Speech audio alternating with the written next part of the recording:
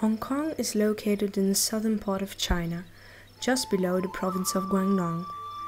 Shenzhen and Guangzhou, also known as Canton, the capital, are located in Guangdong. These cities, due to their strategic economic position by the sea, played a huge role in the origin and further development of what Hong Kong is on this day, and more specifically Tuen Mun. We're starting our story with the Tang dynasty. Guangdong flourished as an international harbor. Tuen Mun was at that time a prosperous fishing village with a good relationship with the important harbor of Guangzhou or Canton. The Mongols occupied China during the Song dynasty. The emperor fled to Hong Kong, followed by a couple of families which are now still known as the 5 great clans of Hong Kong. Despite the fact that China reclaimed their territory during the Ming dynasty, there were still groups of people migrating to Hong Kong. These groups were the Cantonese, the Hakkas, the Hoklos and the Tankas. The Hakkas, supposedly coming from the northern provinces, lived in tulus, walled settlements. One family lived in one building. The Hoklos, originating from the province of Fujian, and the Tankas, whose origin is unknown, both lived on junks, a sort of houseboats. These haven't changed up until now, except for maybe the engine. Business is the key to Hong Kong's success. The Portuguese Fernão Pires arrived in 1517 in Tuen Mun.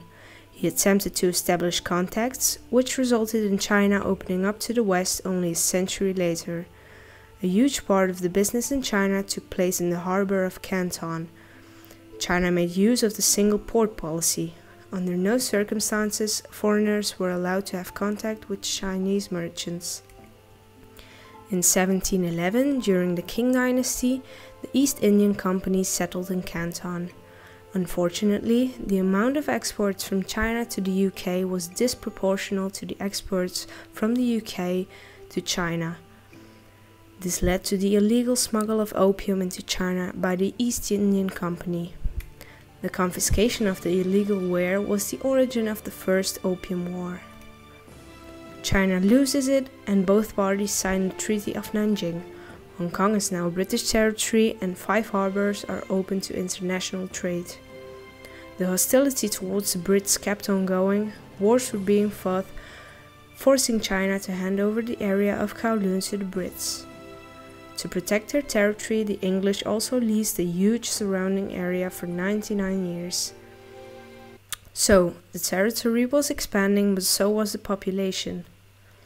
The Western owners of the companies, the Taipans, felt the need to distinguish themselves from the masses by looking for cooler locations to build their institutional buildings and mansions. That place would be halfway the mountain. The upcoming 160 years, Hong Kong grew to be the center of international industry and prosperity. The growth of the population is correspondingly. The first population influx in the 1850s caused 100,000 people to migrate. By the end of the 19th century, this had increased to 500,000 people. A second influx due to a communist revolution led to a growth of almost 2 million people in Hong Kong. To compensate for this growth, drastic change was necessary. The city had to be transformed from low buildings to high-rise. After the 1953 fire causing 50,000 squatters to be homeless, a Hong Kong housing authority was appointed to provide low-cost and mass-production flats. By copying some typologies next to each other, an estate was quickly designed and built, for example the star-shaped typology. This led to the so-called housing estates, destined for public housing. Industrial buildings made their appearance shortly after, and due to the scarcity of the land, these were also built in the heights. We see how previous shop houses with their open floor plan are extruded into the height in several phases. In 1964, the government developed a plan to build new cities to provide housing for so many people in the surrounding areas, the new towns. In theory, these new towns should have been self-supporting. There were 3 waves of building these new towns. Tuen Mun belonged to the first wave, where they began building in the early 70s, dividing the area into housing and industrial areas. Rich investors developed a few private housing projects in 1970, but by 1971, half of the population lived in public housing buildings.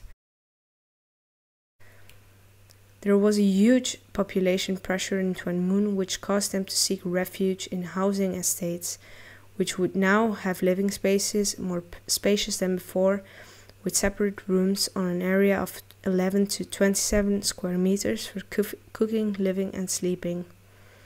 Over the years, the building regulations concerning the height of these buildings loosened, but the higher and narrower the buildings, the darker the streets.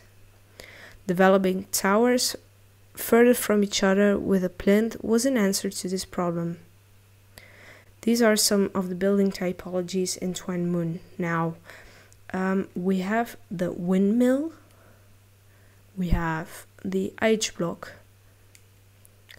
the star shape or the Concorde, the twin tower, the slab, the trident. In 1984, it was announced that the UK would hand over Hong Kong back to China in 1997.